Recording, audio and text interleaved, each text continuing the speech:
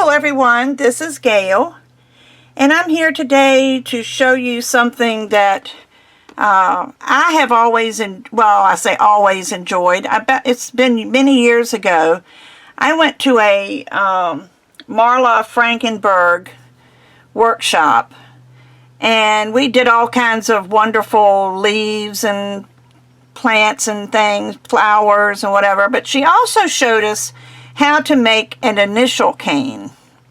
And if you don't know what that is, here's mine that I made.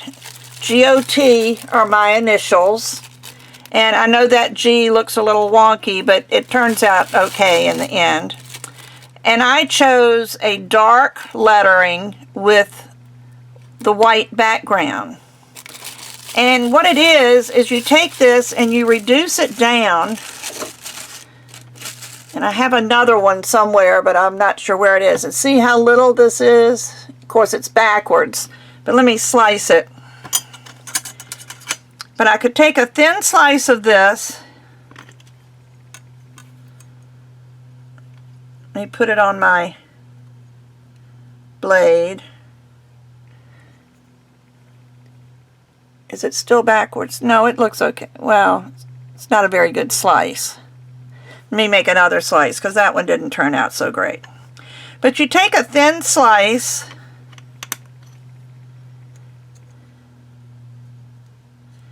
like this. Can you see my GOT? Or is it the light is kind of wonky? You may not be able to see it. But anyway, you would take this and put it on the back of your polymer clay creations, so that you'll have some kind of identification on it, you know, like a signature, if you wanted a signature. So I just wanted to show you how we accomplish this, and it has been many years since I was at that Marla Frankenberg workshop, so I may have to glance at my notes once in a while. But you start with a background, whatever your background color is. Now you either want a dark background with light letters or a light background with dark letters. And I just pulled out some scrap. You can see here I use green and white, and I like that. But it would have been just as good if it was the other way around, if it was white with green with white letters. So I just pulled out some scrap. Everything I'm using today is scrap. Trying to use some of it up while I'm preparing to move. It's not easy. But you start with, let me move these up here.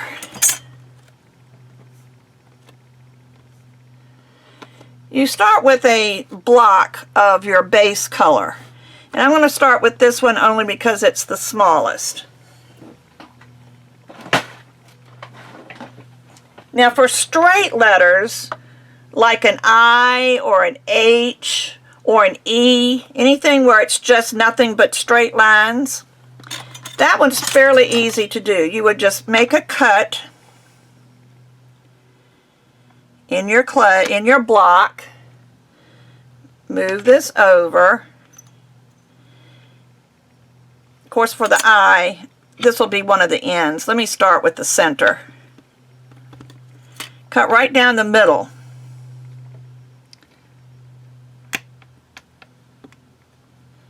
And I'll work with these in a little bit.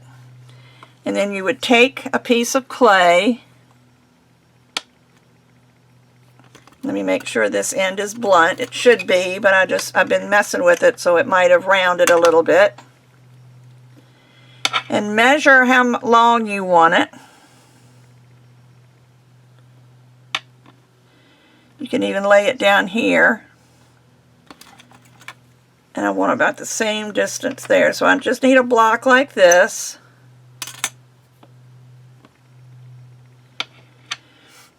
I'm going to lay that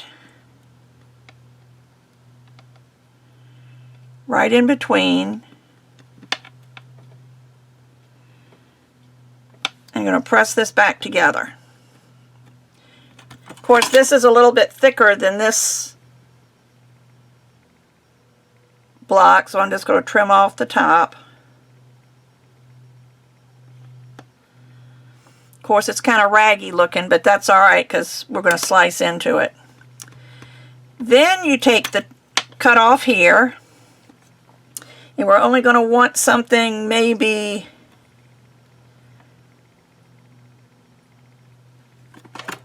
let me do 2 of these squares.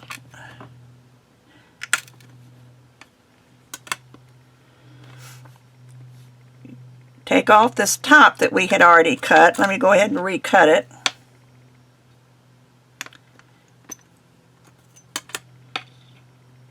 And place that in there. And when I cut it, you see there was some of that clay in there. You can pull that out if you want. Not that it really matters. But center this. And look on the back so that you center it on the back also. See how that's off?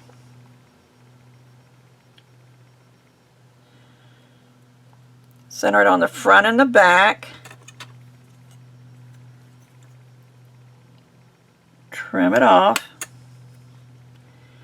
And then you can put these sides back. Let me see how they went. They went this way, I believe.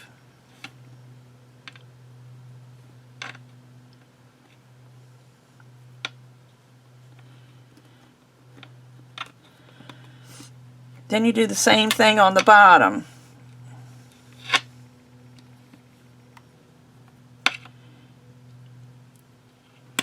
Cut your clay.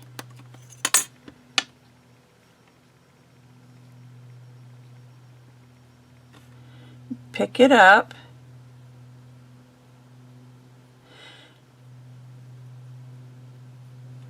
And center your other side.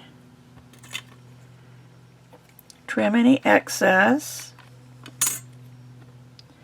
And the only reason I'm pulling this out is because it's going to be on the outside of this little cap or whatever, and I don't want it showing. So there would be an eye.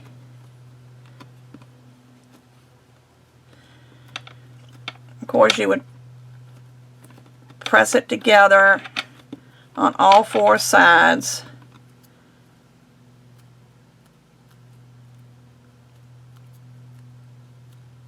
You can reduce it down a little bit if you want. But let me get my sharper blade and show you what it looks like when you slice it. Didn't slice very straight. But there's an eye. So if your initial starts with an I or any straight letter, you would do the same thing for an H, except you would probably, just get rid of some of that, you would probably just lengthen this, maybe shorten this piece a little bit, lengthen those, turn it that way, and you'll have an H. So you just have to kind of look at your letters. All right, now how about an O? And I'll use this one. I've picked out a cutter. This is a 1-inch cutter. And I'm going to slice into my clay. And I'm going to slice here and here on either side so I can pull this out.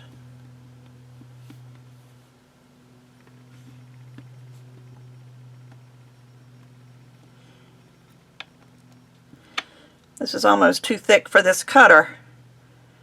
I thought that it was just a bigger block, so I thought it would be easier. So now we've got this. And let's take the same, and I'm a little bit not straight there, and put that on here. This fits almost perfectly. And roll this around. Bend it over, make your mark.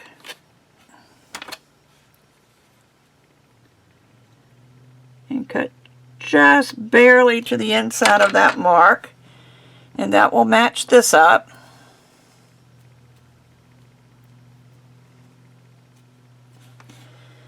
Then you put it back in here.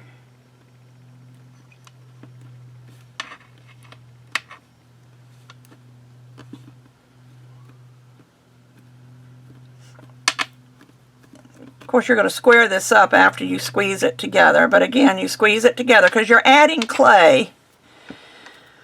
When you add this, you're adding clay, so it's going to make things off a little bit, but you just press from all four sides until you're sure everything is stuck where it needs to go. You can even do it this way. I'll just take an acrylic block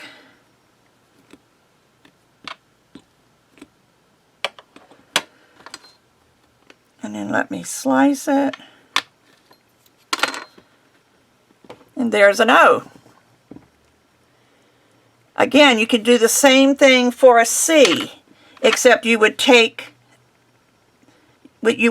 here, maybe here and here with your wrap, take this out, and then you would have a C.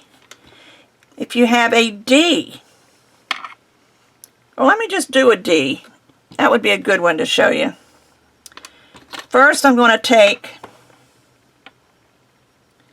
a square, and I'm going to put, let me measure this. I'm going to make it almost the same size, just barely smaller.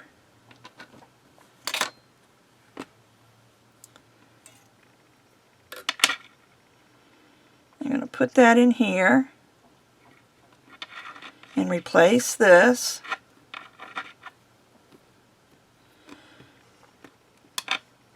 Actually, I'm going to take this off first. I probably shouldn't have put that on yet.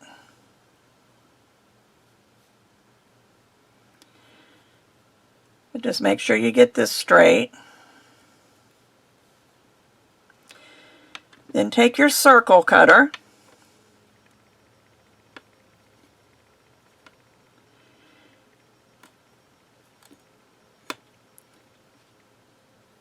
and cut a curve.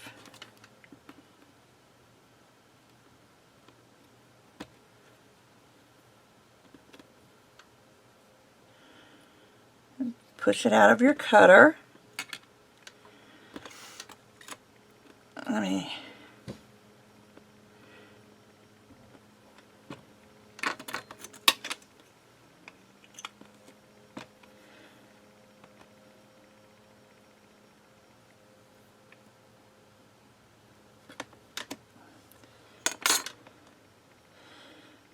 Okay, so that's where I took it out. Sorry, I'm almost out of frame, aren't I? So I pull it out. I take this wrap, start at this edge, wrap around to this edge, and cut it off. Put this back in. And you may need to put some green on the other side because I messed up a little bit there. Anyway, put this back in. Goes that way.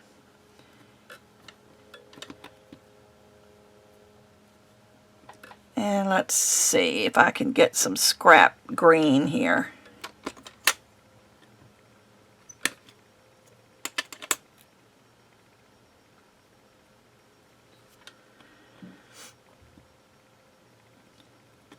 I'll put a little bit down in there because I don't want this to deform too much. And see that I actually need to, I don't have any more of my gray. I'll just have to trim a little bit.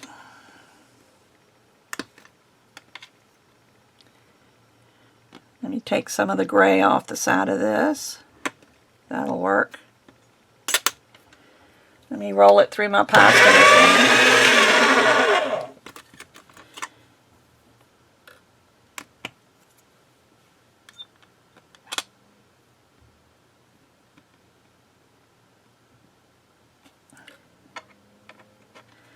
And just cut it to size. Don't you love clay? You can just fix just about anything. Of course, these aren't the same color because I mixed 2 different batches of scrap. But now all of the gray is covered up, and then again, you just press it all together from all 4 sides.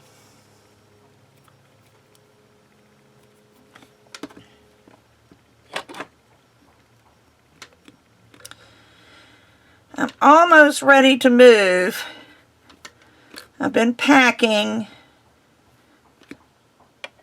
Matter of fact, that's how I came up with this project. I was packing and my notebook opened up to Marla's tutorial, and I thought, oh, well, I'll just do that.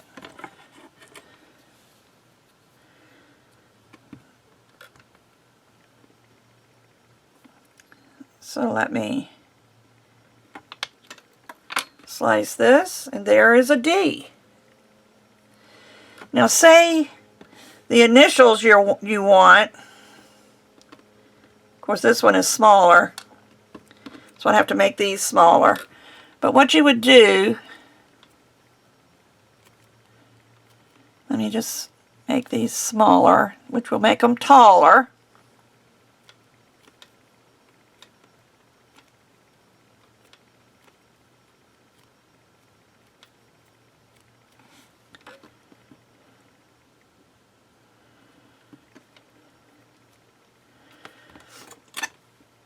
So I'll have to cut some of this off.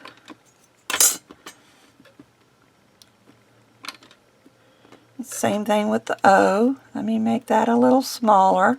You just, after you make your initials, it's up to you how much you reduce them. I like them all to, if I'm going to put them together.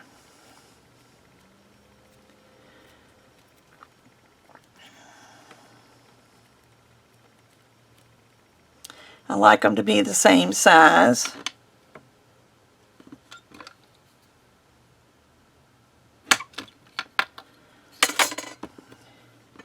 Say my initials are ODI or IOD or OID, whatever your initials are. You put them together and you press them. And what I did is I then wrapped it in the same color that I did my initials. You don't have to, but I did on my original. If you look at mine, I wrapped it in green after I did my initials. So I would take this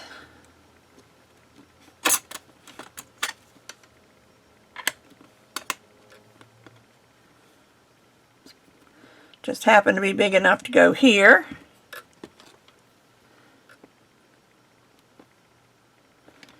This is just a little bit wide.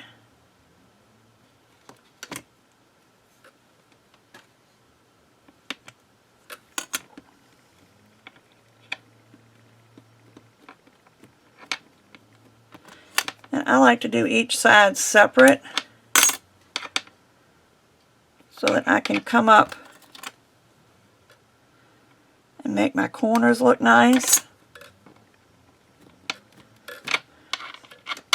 And then you just reduce it down like you would any other rectangle cane. You can squeeze from both sides. My camera must have been changed because it looks like my table space is different. I'm sorry about that. Then you can take your roller and you can roll it on all the sides.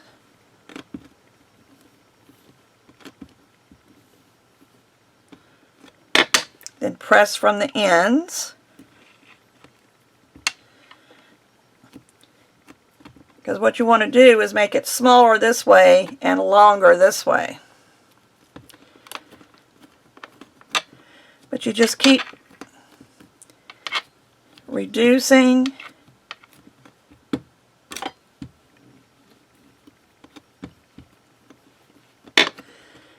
Try to keep your edges even. Flip it around so that you get the same pressure on both ends. And this end doesn't look really good, but when this reduces, you're going to have a long, long cane.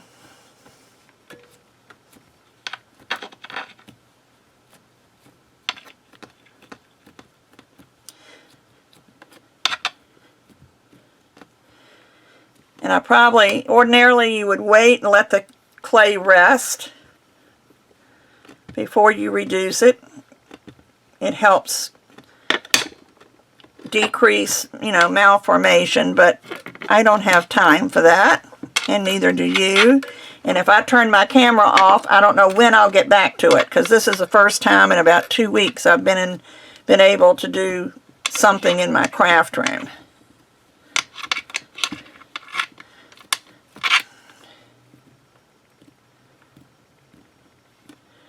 This clay is really soft because it's a little warm in here right now.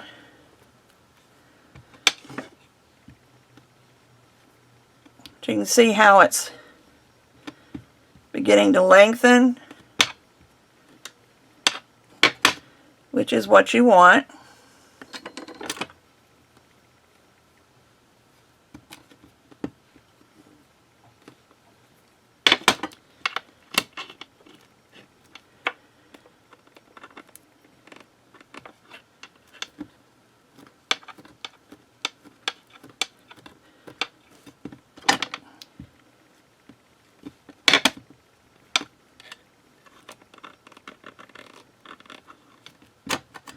You see the ends are beginning to pull over, but you'll cut that off when you're finished. If you have square pears from Tiny Pandora, you can use those at this point. Let me see what I'm doing to my cane.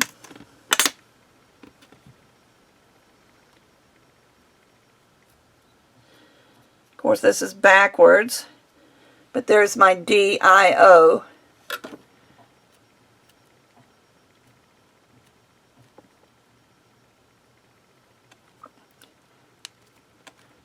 But you get the idea. You just keep on. There's a piece of green that ended up on the outside of my cane. You might want to dig that out. But reduce it down until it's about this size, which is still a lot of reducing to do. But do it to this size, and then you can take a slice, put it on your back of your polymer clay pieces. Let's see, was there something else? The O's, the I's, the E's. I'm looking at my notes. Oh,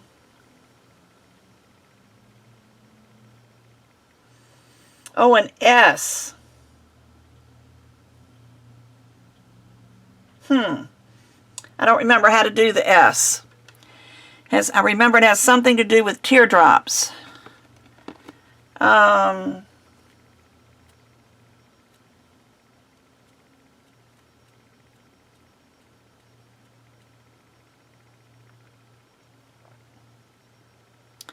me see. Let me get out a teardrop cutter.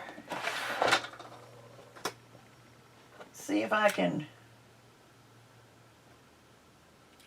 figure out how to do this.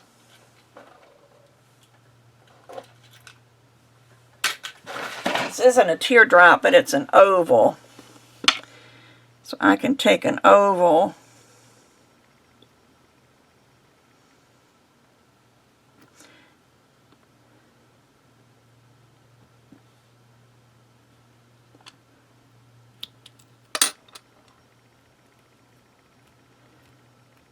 and make it into a teardrop.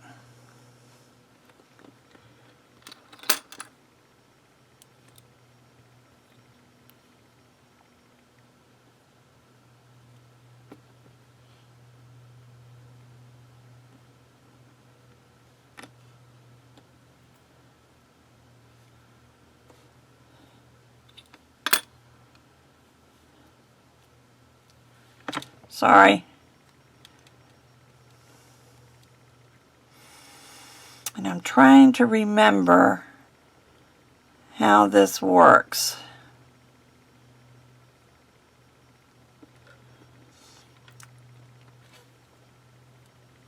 I know you, let's see, if it goes around this way.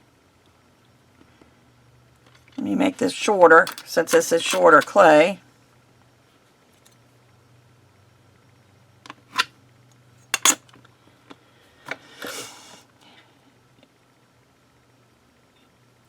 You wrap around here, put your other teardrop up here. I believe this is the way it works. And then wrap around that way.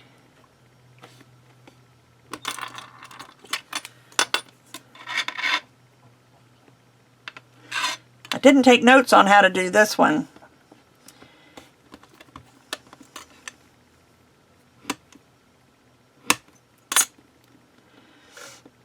And then you would just pack it.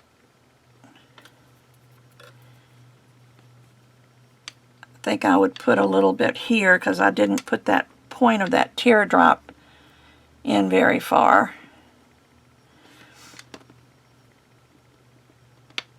Let's see, the S goes that way. So I would pack this.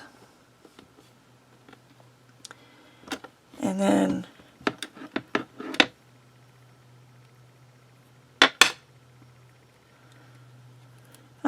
I just don't have enough scrap clay to do what I need to do, but I can give you an idea.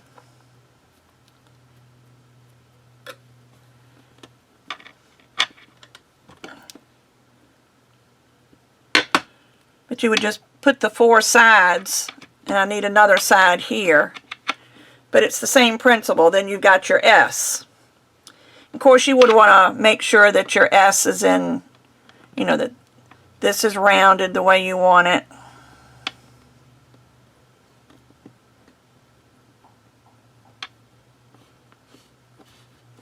And then put another one down here and you would have an S. So sorry I couldn't finish that one, but that's how you would do like an S. So, you know, your angle letters, you do the same thing. You just have to, like as you would with your I. You would, I think I used the I. But you, just like you did with the I, you would, well, let me just get something out here, even though that's a D. But say you wanted to make an A, you would cut here and here, put your colors in there, cut across here, and put your white across there, then put all your pieces back together. It's really not as difficult as I'm making it sound, but I wasn't a very good instructor today and I didn't make enough clay. But a lot of my clay is packed up. I'm not able to do a lot of things right now. My clay time is going to be pretty limited. But there you go. You had a D, an O,